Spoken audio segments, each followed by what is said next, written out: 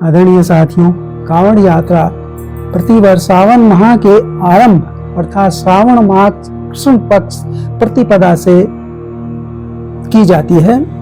श्रद्धालु पवित्र गंगा जल लाकर चतुर्दशी शिवरात्रि के दिन भगवान शिव शंकर जी का जल अभिषेक करते हैं। तीर्थ यात्रा का नाम पवित्र गंगा जल लाने के उपकरण कांवड़ के नाम पर कांवड़ यात्रा पड़ा।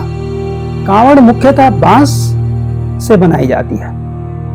साथियों, कांवड़ यात्रा के विषय में कई कथाएं प्रचलित हैं, परंतु सर्वाधिक प्रचलित कथा यह है कि जब देवताओं और दैत्यों ने मिलकर समुद्र मंथन किया तो उसमें से सबसे पहले हलाल विष निकला, जिससे सारी प्रकृति व्याकुल होने लगी और फिर उसे शिवशंकर भगवान जी ने पीकर अपने कंठ में रख लिया, जिससे उनके कंठ का रंग नीला हो गया।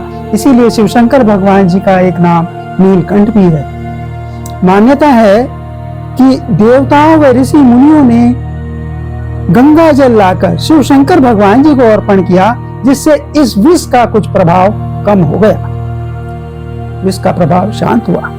साथियों, परशुराम जी शिव शंकर भगवान जी के परम भक्त थे। अन्य कथाओं के अनुसार परशुराम जी ने पश्चिम उत्तर प्रदेश के बागपत के निकट पुरा महादेव मंदिर में शिवलिंग की स्थापना की।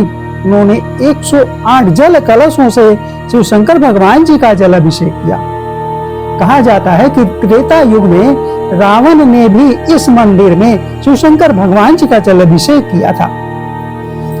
श्रद्धेयजनों, इस स्कंद पुराण में वर्णन आता है कि जो प्राणी पवित्र जलाशय से शिवालय तक पैदल जाता है और फिर जल लाकर शिवालय को धोकर साफ करता है, वह बिना किसी विधान की पूजा के शिवलोक को प्राप्त होता है। संभवतः जलाशय से लेकर शिवालय तक की यात्रा ही कांवड़ यात्रा के रूप में विख्यात हुई है। लगभग 4 दशक पहले कांवड़ यात्रा इतनी अधिक लोकप्रिय और प्रचलित नहीं थी। पहले कुछ साधु संत व भक्तों द्वारा ही एक छोटा सा आयोजन किया जाता था।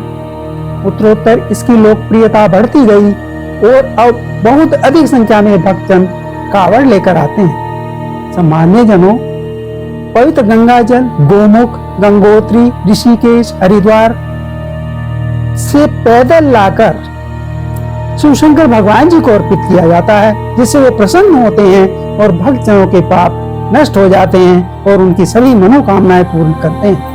ओम नमः शिवाय। ओम नमः